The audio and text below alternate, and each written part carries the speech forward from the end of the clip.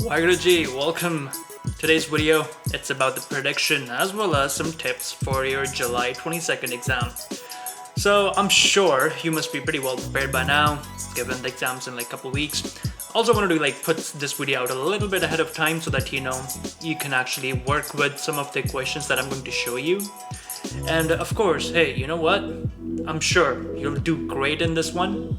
And if you have some struggles or if you're have some doubts about some questions for the IELTS upcoming exam, drop them in the comments. I'm here to help you out. So, let me know and I'll be sure to help you out there. So without further ado, let's get started with the prediction first. Alright, so when it comes to reading, what you want to focus on this time around, it's going to be multiple choice questions. And of course, you also might see some matching questions there. So, do focus on that, brush up on your skills for identifying the main idea as opposed to the details of the passage. So, work with those and go into the exam with that. And of course, you also want to focus on summary completion. You might be seeing this one. So, finding precise information, locating keywords, looking at synonyms, antonyms, focus on those, brush up on those details, and you'll do just perfect. And of course, you also want to look at sentence completion because this might be coming up. So in one of the passages, you will be saying sentence completion. So locating precise information. So it'll be easy. Now here's what you got to remember with sentence completion is that, all basically the answers are in order. So the answer one will be in first two sentences of, for example, in first two sentences of the paragraph. Answer 2 and 3 will be further down below in the paragraph. Nothing kind of goes above. It all flows in an order. Remember that. Look for keywords, look for paraphrasing, look for synonyms. They'll be your best friends when you'll be dealing with these. Okay? And finally, also pay attention to true, false, and not given. Brush up on those because they will definitely be there. Now, for true, false, and not given, what you really want to focus on is basically skimming, scanning, and locating the information and carefully reading and comparing the information and then deciding is it true, false, not given. Now what is true? True is the question and the passage, they match exactly the same. There might be some synonyms, some paraphrasing, but overall the gist of it is the same, so that's true. What is false? False is opposite. So what the paragraph will be saying, the question will be complete opposite of that. That's false. Not given is when you don't find that answer at all or you find like half of the answer. If it's only half, it's a not given. Just mark it and move on ahead. Don't waste your time. Okay? And of course, what you want to focus on with reading this time around is time management. See, it'll be like a medium difficulty exam. You gotta stay on top of your time management. So by that I mean, if you think third passage is the hardest for you, start with that. Or if you think, the question type true, false, not given is the hardest, find a passage which has that question type and start with that one. Whatever your strategy is, stick with it and make sure you keep a close eye on the watch. You do not want to be falling behind. The moment you do, everything crumbles. It's like a piece of Lego. One thing goes down, the entire castle comes down. And you know what? If you want that 8.5, don't let that happen to you. Okay, that's the first thing you gotta keep in mind. Time management. Second, skimming, scanning, and keyword selection. Now these three techniques, that's the bread and butter if you want to focus on IELTS reading. Really focus on these, okay? Brush up on these techniques and get better at them. You still have some time, just beat it, okay? Find as much as information as you can on this and practice it as much as you can. Now, you want to keep something in mind. Although you're doing skimming, scanning, and keyword selection for identifying the location of the answer, you have to do some careful reading when you do find the location to actually compare the information in the passage and in the question type. So keep that in mind. Don't rush through it. You only want to rush through locating the information. The moment you find the location, slow down, read, and make sure, it makes sense. Because if it doesn't, you'll pick wrong answers. It won't not help you. Finally, also do some marking on the paper, okay? Underline keywords that are important, circle some important information, create a map, okay? Basically what you want to do is create a map on your reading paragraphs, okay?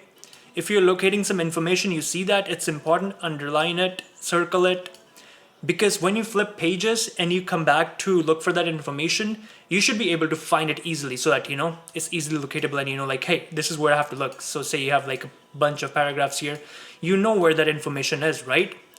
It's here. So when you flip page, you come back, you look here. You don't waste time looking for that information.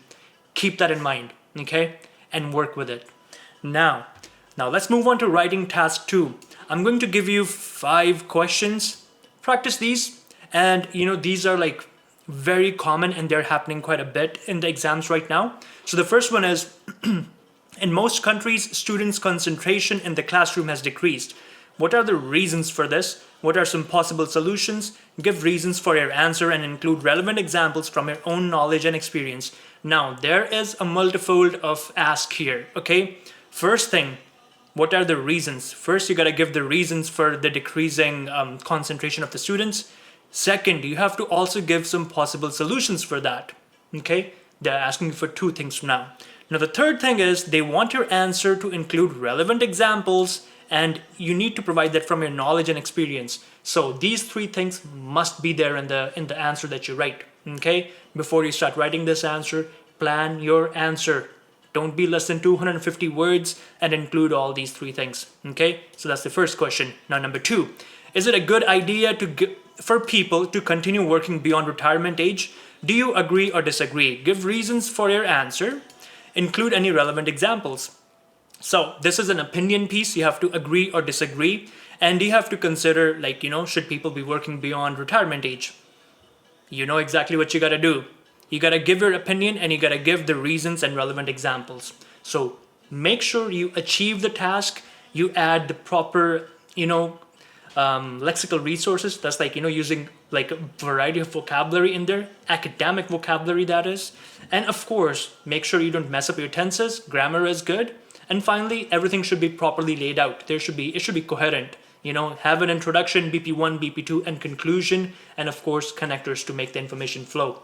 So there you go, number 2. Now, number 3, some people think that visiting museums is the best way for children to learn history, while others think that there are several better ways. Discuss both views, give your opinion. Okay, in this one, they want you to discuss both views and they want to give your opinion. 2 things you have to do, okay? So make sure you do that. In your answer, make sure that is achieved. Now, number 4, in many countries, obesity and unhealthy eating habits are increasing. What are the reasons for this trend? What is the most effective way to prevent it? Give reasons for your answers. 3 things. You have to first give the reasons for this trend. Second, find a way to prevent it. And third, you have to provide justification, examples, knowledge. So make sure you hit all those 3 things. You write it down well and you hit at least 8.5 in this one if that's what your goal is. If your goal is lower, hit your goal. Now last, number 5. Fast food is becoming part of life everywhere, which negatively affects our lifestyles and diet. Do you agree or disagree? Give reasons, answer, include relevant examples, knowledge, experience, blah, blah, blah. So there you go. Same thing over again. You have to do 3 things here. First, agree or disagree, provide relevant examples from your knowledge and experience, and then of course, justify your answer. So there you go. These are the 5 questions I want you to focus on. Take a screen cap. I don't care, whatever you have to do. Work these 5 questions and make a good answer. Share that with us. If you want review, if you want some feedback on those, happy to help. Let me know. Drop a comment, okay? Now let's move on forward. Speaking. For speaking, I have 10 different questions for you that you want to focus on. And mind you, there are cue card videos for all these 10 questions on my channel. Go and look at those answers. See how I have made those answers. They are well organized, 8 band plus answers, okay? So go for that. Now the first is describe a piece of good news that you heard from others. Now this is being repeated quite a bit, so focus on that. Second is describe a piece of technology that you find difficult to use. I've made a cue card video on this one. Go look at it. Third is describe an important decision that you made. It could be about maybe your course selection. That could be a good answer, right? So focus on that. Fourth, describe an invention. I made a video on ChatGPT for this one. Go look at it. There's some good information and vocabulary in there. Question number 5, describe a piece of clothing you wear often. Hey, it could be as easy as your jeans, right? We wear them all the times. I made an answer on that one. Go look at it. Number 6, describe a job that you think is interesting. Go talk about a job that you find interesting. I made an answer about this one. I think it was about photography. Go look at it. It'll be pretty fun. Number 7, describe something that you shared with others. There's an answer for this one as well. Go look at it. It's being repeated quite a bit. Your focus should be vocabulary. Your focus should be coherence and cohesion. Your focus should be making sure you do not stop. You're fluent. You're confident. Your chin is out. Okay, chest up. So just heads up and then just make a good answer on this one. Number 8, describe a new store in your town, city. There's an answer for this one as well. Go look at it. Just, give a good answer. Now, number 9 is describe a book that you have read many times. There's an answer for this one that I gave. And finally, describe a place that you've recently visited. Shouldn't be too hard. I'm sure you must have visited this one place at least that, multiple times. Talk about that one. So, that's kind of like, what you want to focus on. So there you go. Now you know, kind of like, what to expect, what to aim for, and what you have to do for this upcoming IELTS exam. And hey, you know what? If you're struggling with anything, you have any questions, you need any help, drop them in the comments. I'm here for, to help you out. Basically, that's what I'm here for. And hey, of course, share this with your friends, because if someone is struggling and they need help, this could be helpful for them. And of course, at the same time, subscribe, because we're putting out more useful information like this. So I guess good luck with your exam, and I'll see you in the next one. Take care.